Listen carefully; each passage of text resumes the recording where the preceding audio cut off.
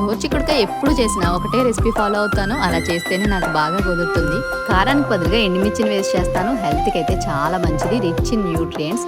Wait loss అవ్వాలి అనుకున్న వాళ్ళకి మాత్రం ది బెస్ట్ రెసిపీ ఇది. ఎప్పుడూ లేని ఈ సంతోషాన్ని దాచాలంటే మది చాలో లేదో, ఎప్పుడో రాని ఈ ఆనంద